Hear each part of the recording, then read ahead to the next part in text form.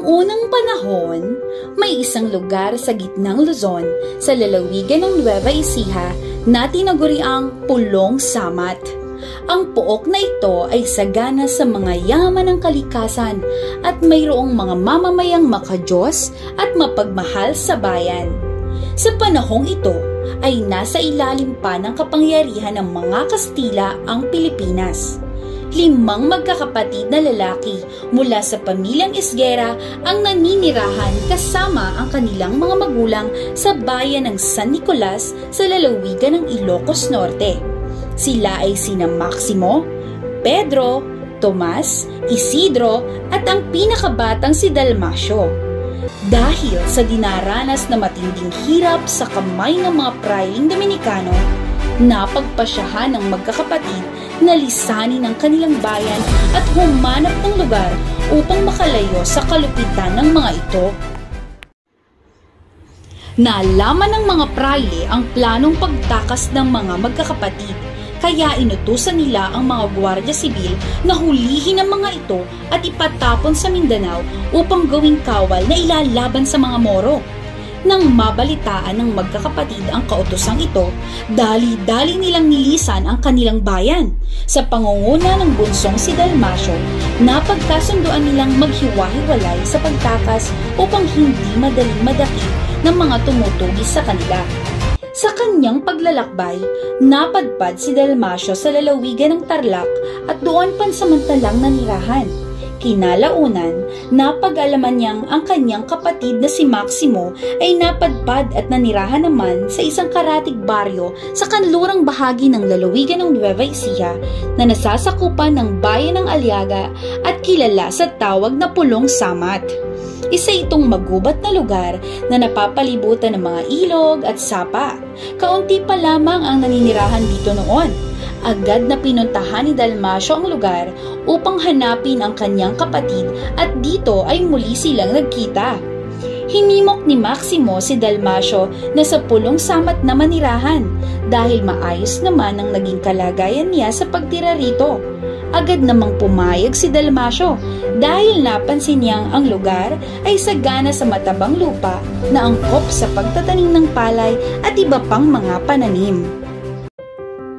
Nanirahan si Dalmasio sa Pulong Samat at nagkaroon ng mga lupang sakahin. Sa kanyang pamamalagi rito ay nakilala niya si Victoriana, isang dalagang tubong Victoria Tarlac. Niligawan niya ito at sila ay naging magkasintahan. At di rin nagtagal, silang dalawa ay nagpakasal. Naging maayos at masaya ang kanilang pagsasama.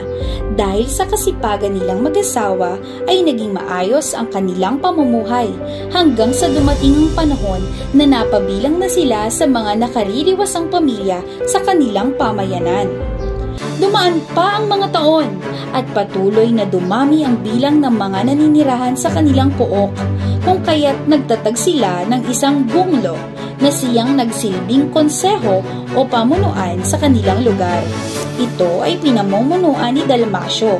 Matapos ito, pinalitan nila ang pangalang Pulong Samat ng Likab, na hango sa kawikaang Ilocano na kaskada agliklikab ti ani ti bagayda, na ang ibig sabihin ay parang bumabalong ang palay na inaani.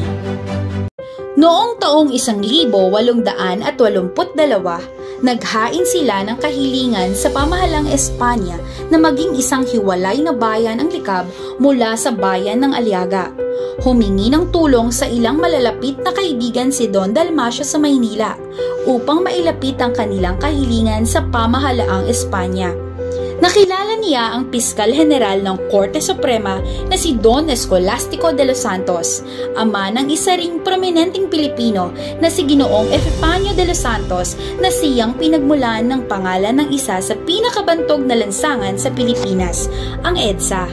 Nagpahayag ng suporta si Don Escolastico kay Don Dalmasio sa layunin nito na makapagsarili ang kanilang lugar.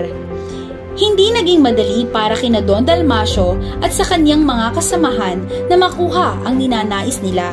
Marami silang pagsubok na pinagdaanan, ngunit lalo namang umigting ang pagnanais nila na maging ganap na bayan ang Likab. Isang araw, ipinatawag si Don Dalmasio ni Padre Valdez na kura paroko ng bayan ng Aliaga. Ito ay upang ipaalam sa kanya na handa na itong sumang-ayon sa kahilingan nila na maging isang ganap na bayan ang Likab. Ngunit mayroon siyang ilang mga kondisyon. Hiniling niya na magbigay sila ng donasyon sa simbahan na nagkakahalaga ng 25,000 piso. Nagtulong-tulong ang mga taga-Likab upang malikom ang nasabing halaga. Nagulat at humanga ang kura paroko sa kagitingan ni Don Dalmasio. Ngunit bago pa nito ibigay ang kanyang pagsang-ayon, ay muli na naman itong humiling na magbigay pa ang mga taga-Likab ng isang malaking kampana para sa simbahan ng Aliaga. Mabigat man sa kanilang kalooban, hindi pa rin sumuko ang mga taga-Likab. Ipinagbili ni Don Dalmasio ang halos lahat ng kanyang natitirang ari-arian upang maibigay lamang ang nais ni Padre Valdez. Nagulat na lamang isang araw ang pari nang marinig ang malakas na tunog na nagmumula sa isang malaking kampana. Muling humanga ang pari sa kagitingang ipinamalas ni Don Dalmasio at ng mga kasama nito, kung kaya't napagpasya niyang ibigay na ang pagsang-ayon na maging ganap na bayan ng Likab. Ngunit sa kabila ng tagumpay na ito, unti-unting bumabagsak ang katawan ni Don Dalmasio.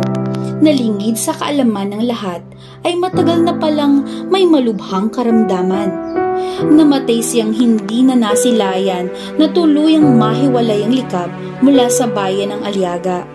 Ang kanyang mga labi ay inilagak sa bakuran ng simbahan ng bayang kaniyang pinaghirapang itatag. Sa pagdaan ng panahon ay marami pang mga dakilang Likabenyo gaya ni Don Dalmasio, Casiano Esguera ang dito ay umusbong. Isa sa mga pinakabantog ay si General Manuel Bondoc Tino, ang magiting na pinakabatang general ng revolusyon. Malagas man ang tangkay ng panahon, mananatili at hindi kukupas sa ating puso at isipan ang kadakilaan ng mga bayanang Likabenyo. Nagsakripisyo para sa kabutihan ng bayan ng Likab at ng ating bansa.